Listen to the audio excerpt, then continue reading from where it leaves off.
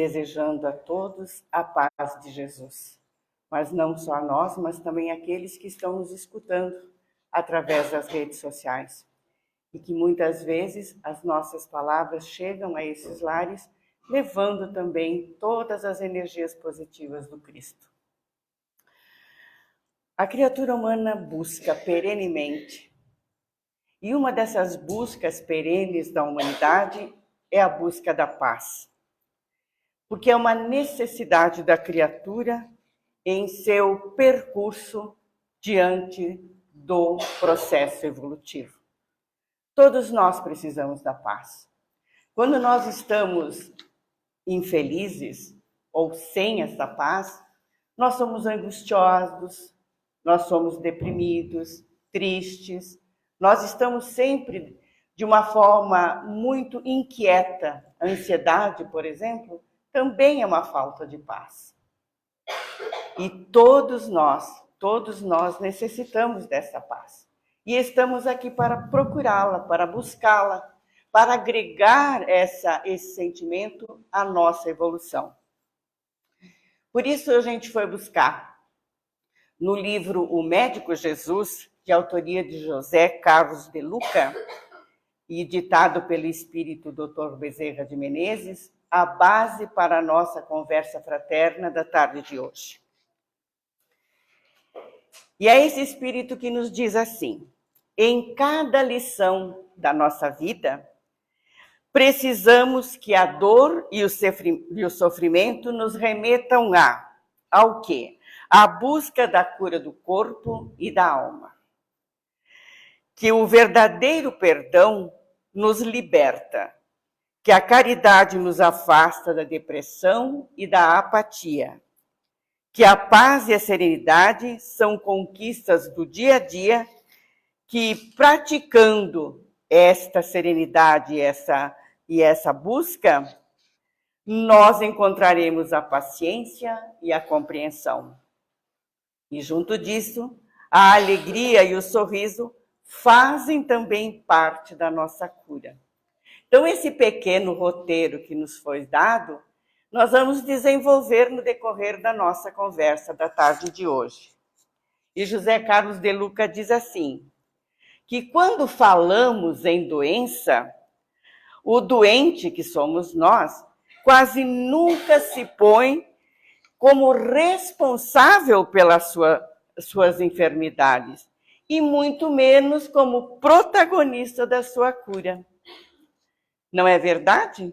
Quando nós vamos ao médico, nós levamos uma carrada, vamos assim dizer, de queixas, mas nunca falamos para o médico que nós é que trazemos para nosso corpo físico e a nossa alma as doenças que nós estamos levando ao seu consultório. Porque é sempre muito mais fácil para todos nós culpar o estresse, o cansaço, as bactérias, os vírus e as pessoas com quem convivemos. É ou não é verdade?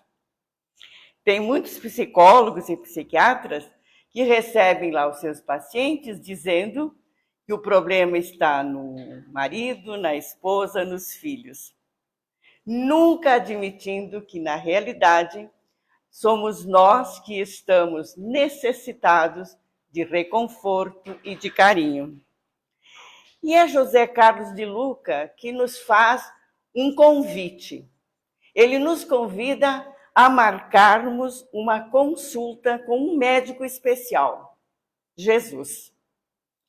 E o que acontece conosco quando nós marcamos uma consulta com um médico? Primeiro, a gente quer saber algumas referências desse médico, né? Saber se ele é bom, se ele não é, se ele trata bem os seus pacientes, não é isso que a gente faz? Da mesma forma que nós vamos saber quem é o médico Jesus.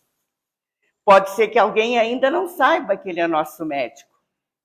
Então a história nos diz, e Mateus, que é um dos seus evangelistas, ele diz que Jesus fazia assim, ele percorria todas as cidades e aldeias, ensinando nas sinagogas de cada um deles. e pregando o evangelho do reino, e curando todas as enfermidades e moléstias do povo. É uma referência do nosso médico. A outra, aí o médico dizendo, né, se permanecerdes em mim e as minhas palavras permanecerem em vós, pedireis o que quiserem e vos será dado. É o médico Jesus asseverando que aquilo que nós estamos buscando junto dele, se nós estivermos com ele, nós receberemos. Então nós temos que lembrar que nessa colocação do Cristo nos diz que nós nunca estamos sós. E a gente já falou várias vezes aqui dessa constante companhia do Cristo, né? Porque quando nós nos entregamos ao sono, olha a importância de nós nos prepararmos antes de deitar, de nós fazermos uma elevação através de uma prece, de uma introspecção, fazendo com que os benfeitores espirituais possam chegar até nós. Então, estão dizendo assim, ó, que quando nos entregamos ao sono, os nossos tutelados, isto é, os nossos benfeitores espirituais, entram em ação. E eles fazem o quê? Eles nos levam para o mundo espiritual e ali eles refazem as nossas forças físicas e também nos submetem a determinadas cirurgias espirituais. E é bom a gente analisar isso e ver a veracidade daquilo que nós estamos colocando. Existe um momento no final do dia que nós estamos exauridos. Não temos mais forças para nada.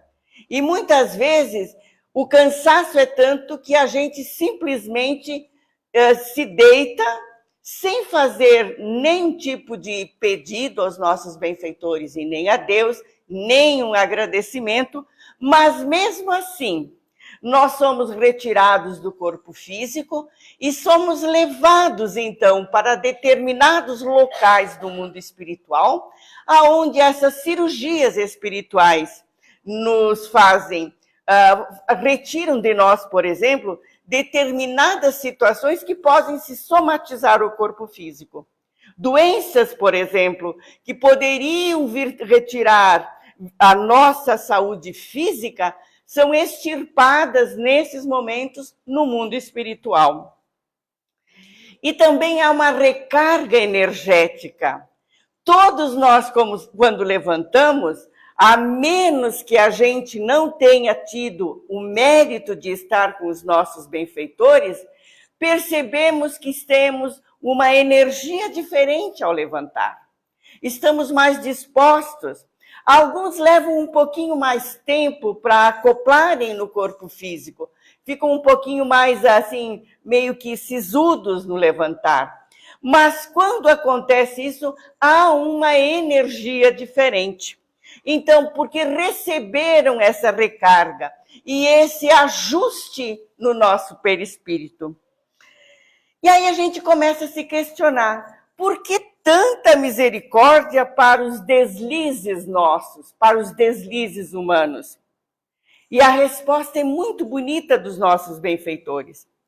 Porque o amor de Deus é incomensuravelmente maior do que todos os nossos desatinos. Independente daquilo que nós fazemos durante o nosso dia a dia, durante a nossa caminhada, o amor de Deus nunca se esgota na nossa direção. Porque se não fosse a eterna e inesgotável complacência do Pai, nós não suportaríamos o peso implacável da lei de causa e efeito. Veja, a lei de causa e efeito, o que é? Ela não mais é do que o retorno da nossa semeadura. E às vezes, aquilo que nós praticamos em um determinado momento, que os outros sofreram, a partir do momento que a gente passa a sofrer essa lei, a gente não consegue suportar o peso dessa lei. Então Deus ameniza através desse ajuste que é feito durante o nosso sono físico. Os nossos benfeitores também cuidam de algo muito especial e quer ver que a gente não se dá conta? Quantas vezes nós vamos sentar à nossa mesa, olhar o alimento que está ali colocado e fazer uma reflexão a respeito de como aquele alimento chegou à nossa mesa? Quantos aqui conseguem fazer isso? Já imaginaram que o prato que está ali passou por várias etapas até chegar à nossa mesa? Que mãos abençoadas trabalharam, labutaram até que isso acontecesse? Que a nossa mãe ou o nosso pai ou quem preparou a arte final do nosso alimento se empenhou durante horas para que isso acontecesse? E muitas vezes, o que acontece com aquele que chega para sentar e fazer a refeição? Chega cansado, irritado, muitas vezes com palavras de baixo calão, e isso o que acontece? Contamina aquele alimento. E os benfeitores, por amor, por dedicação, neutralizam essas energias que poderiam, se ingeridas, causar um mal de estômago, uma indisposição. Então, nesse momento, também somos agraciados com essa misericórdia, com esse amor. Então, eles aplicam recursos que vão nos edificando, vão neutralizando e vão mudando, inclusive, o nosso humor, a nossa apatia e a nossa revolta. E durante o dia, aqueles amigos que são os nossos parentes, que seguiram daqui para o mundo espiritual antes de nós, aqueles que são nossos amigos espirituais, que foram conquistas nossas durante a nossa caminhada, durante o dia vão estar ao nosso lado, vão nos intuindo, vão nos mostrando o que nós devemos fazer, qual é a atitude que devemos tomar com as pessoas com quem convivemos, a prática do perdão, a mão estendida, alguma palavra amiga. São eles que nos intuem para que a gente possa conviver em harmonia durante todo o dia que vamos vivenciar. Ao trabalho santificante de amor ao próximo, que é a base da nossa saúde espiritual. Todos nós, quando nos dedicamos ao próximo, a esclarecer, a orientar, a ajudar também de uma forma mais direta da alimentação, nas coisas mais do dia a dia, nós compreendemos que estamos colocando o Evangelho em ação, que estamos fazendo aquilo que Jesus pediu, de auxiliar-nos uns aos outros, de amar o nosso próximo, servi-lo. Porque foi isso que Jesus fez conosco, né? Então, atender em nome de Jesus aos que estiverem passando pelo caudal das provações. E por que isso acontece? Porque perante Jesus, vamos escutar bem direitinho essa frase, ainda somos enfermos e necessitados de sua suprema bondade e do seu supremo amor. Hoje nós podemos auxiliar. Amanhã seremos nós que precisaremos de auxílio. Então nós temos que entender que se nós estamos no planeta Terra, nós todos somos doentes da alma. Somos criaturas em processo de cura. E é ajudando ou nos auxiliando uns aos outros que nós vamos promovendo essa cura, esta melhora. É uma necessidade que colaboremos uns com os outros, a fim de que a gente possa mais depressa compreender a finalidade da nossa presença aqui, enquanto criaturas humanas. Percebemos que ele, Jesus, é o nosso socorro constante também. porque toda a cura que se realiza no planeta é obra e milagre do seu amor. Mas alguém pode me dizer, mas Jesus está em todas partes?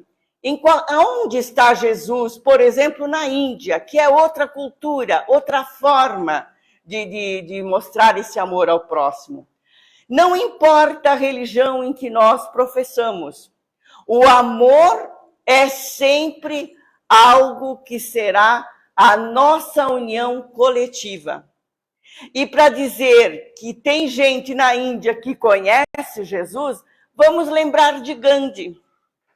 Gandhi era hindu, conhecia toda a história, era uma criatura dedicada a tirar a Índia da escravidão, mas conheceu, através do Evangelho, a figura amorosa de Jesus. E nós sabemos que lá, os párias, aqueles que são excluídos da sociedade, não podem caminhar na mesma calçada de um soldado, de um nobre. E Gandhi caminhava, num certo dia, e ao lado contrário caminhavam 3 soldados. Um deles pegou Gandhi pelo colarinho, que não era colarinho, porque Gandhi usava um lençol, e esbofeteou várias vezes, jogou Gandhi no chão, e Gandhi levantava. E na última vez, ele olhou para Gandhi e disse, você não vai reagir? É um covarde? Ele responde, porque nesse momento cai do colarinho do soldado uma corrente com o crucifixo do Cristo. Ele disse, aquele que pendeu do teu pescoço me ensinou que eu deveria amar. Da mesma forma, nós vamos ver o nosso querido Dr. Bezerra de Menezes, no campo de concentração, no final de um bombardeio, olhando para Sheila, uma enfermeira que estava socorrendo os soldados que ainda podiam ter vida, e que naquele momento recebeu um tiro no peito e cai morta fisicamente, ele se dirige a Sheila e diz, Sheila, levanta-te, porque ninguém poderá dormir depois de haver conhecido Jesus. Nós temos aí 2 exemplos maravilhosos do que é Jesus na nossa vida. Da mesma forma, Joana de Cusa, quando foi colocada no poste para morrer queimada, e o soldado a provoca dizendo, esse homem que você ama só te ensinou a morrer? E Joana de Cusa olha para o soldado e diz, não, ele me ensinou também a te amar. Então veja o que causa Jesus nas nossas vidas. Nós não podemos retroceder a esse crescimento. Ele faz parte direta da nossa estrutura, tanto física quanto moral, porque ele cuida de qualquer detalhe da nossa existência. Porque se procuramos pela paz, ele, o Cristo, é a fonte inexaurível. Se estamos perdidos, ele é o caminho de portas abertas. Se estamos aflitos, ele é a consolação. Se estamos tristes, ele é a esperança de um novo amanhã. E se a doença bater à nossa porta, ele é o remédio acessível a todos os nossos corações. Como diz Bezerra de Menezes, ninguém de nós pode dormir ou pode rejeitá-lo depois de haver conhecido esse grande médico das nossas almas. Então devemos procurar Jesus, sim, mas não só como médico do nosso corpo, mas também da nossa alma, pois em toda a doença física encontraremos sempre em nós um espírito enfermo e necessitado de amor. A nossa maior doença é a doença emocional. Todos nós somos carentes, nós queremos afeto, nós queremos amor. Só que nós não entendemos que para recebermos afeto, amor, carinho, solidariedade, nós temos que sair da nossa inércia. E nós temos que amar primeiro. Fazer que nem ele fez. Fazer como Jesus fazia. Para que o amor realmente ecoe. Para que o amor realmente transforme. Para que o amor realmente cure. Então, somente assim, nós vamos entender essa alma grandiosa que nos ampara, que nos guia e que nos cura. Essa alma que nós já começamos a conhecer e a também vivenciar, que é o Cristo. Porque ele é o nosso divino médico. Ele receita-nos o amor como solução de nossas dores, porque só o amor é o remédio capaz de afastar as doenças do egoísmo para bem longe do nosso caminho. O egoísta e o egoísta feroz é aquele que só pensa em si. E se nós removermos esse abscesso do egoísmo de nós conseguiremos enxergar, ver com os olhos da alma. Não seremos mais aquelas criaturinhas invejosas, egoístas, cheias de senões, mas teremos uma serenidade capaz de ver que o outro, alguém como nós, está crescendo, está desabrochando. E que talvez uma atitude nossa possa transformar um egoísta num trabalhador de Jesus, capaz de ver além daquilo que nós aparentemente vemos. Olhar o corpo é uma coisa, mas olhar o que está atrás do nosso corpo é algo bem diferente. Então nós sabemos que Jesus é o amor. Então nós temos que sintonizar nesta frequência.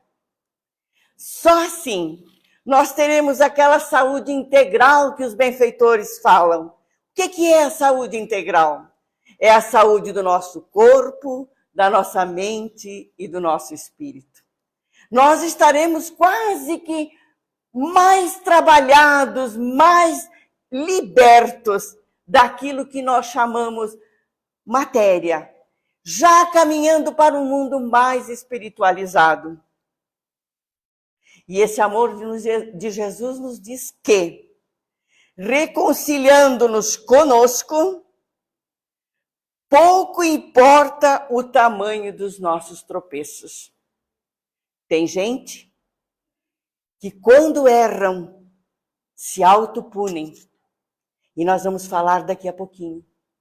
Então, nós precisamos nos reconciliar com os nossos erros, com as nossas limitações, porque ninguém alcança essa saúde integral com esse abscesso que falamos há pouco, chamado culpa.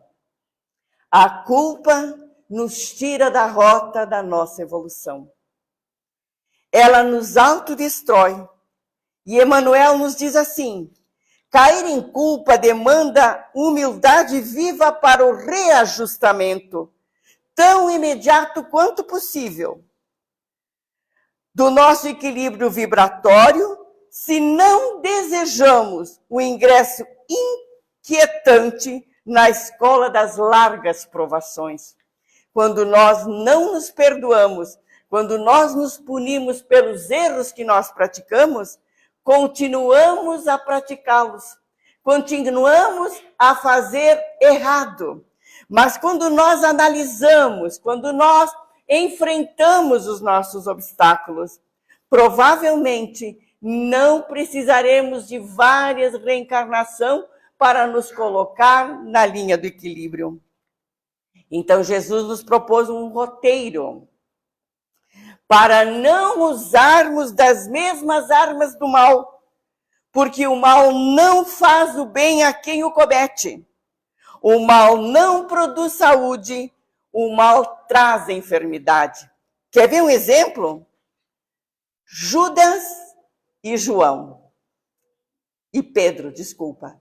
Judas e Pedro. Judas e Pedro eram os apóstolos queridos de Jesus. Foram educados pelo Mestre. Mas cada um entendeu do seu jeito. Judas, quando traz Jesus e o vende, a culpa o faz fazer o quê? A cometer o suicídio.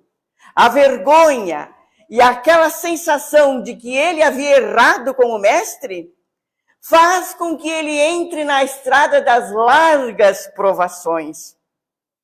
Já Pedro faz um pouco diferente. O que Pedro faz?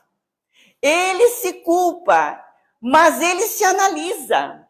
E ele pensa, como é que eu vou fazer para me erguer diante do Mestre? E ele, inclusive, ele diz, vou fazer o possível, mas também quando eu terminar de fazer o possível, eu preciso pedir perdão diretamente a Jesus. E ele cria a casa do caminho, e ele começa a trabalhar, ele começa a arrebanhar os excluídos da sociedade. A tal ponto chegou o missionato que a sombra de Pedro curava as pessoas doentes. Eram tantos os necessitados que procuravam Pedro, que eles descobriram que colocando os doentes na posição inversa do sol, a sombra de Pedro, ao passar por cima deles, curava-os. E Pedro consegue amenizar a sua culpa através da doação de si mesmo em benefício de todos aqueles que estavam necessitados de amor. Então Jesus pede para a gente não julgar, para nós darmos a outra face. Qual é a face que Jesus está pedindo? A face do perdão e do amor, que foi o que Pedro fez. Ele se auto-perdoou e amou muito. É isso que a gente tem que fazer, se auto-perdoar e amar muito, porque nós também somos dignos desse perdão. Nós precisamos logo do auto-perdão, que é o remédio que Jesus nos receita, a terapia para não resistirmos ao mal que o sentimento de culpa nos causa. E para terminar, e como o relógio está correndo, ele prescreve o seguinte: o amor em forma de reconciliação conosco e com o próximo. Porque ele aceita todos os nossos deslizes, mas não quer que a gente permaneça desse jeito. Ele nos ama demais. E quando alcançamos esse objetivo, alcançamos o nosso alto amor. E terminando com Joana de Ângeles, que diz assim: a cura tem início quando o paciente se ama e passa a amar o seu próximo. É um processo profundo de integração de pessoa nos programas superiores da vida. É aquilo que Jesus falou. Ama o próximo como a ti mesmo. Faz ao outro tudo aquilo que você gostaria que os outros te fizessem. Isso é auto-amor. E ali então, essa busca perene pela paz será por todos nós conquistada e integrada ao nosso ser. Então, desejamos a todos que encontrem a paz com Jesus. Que assim seja.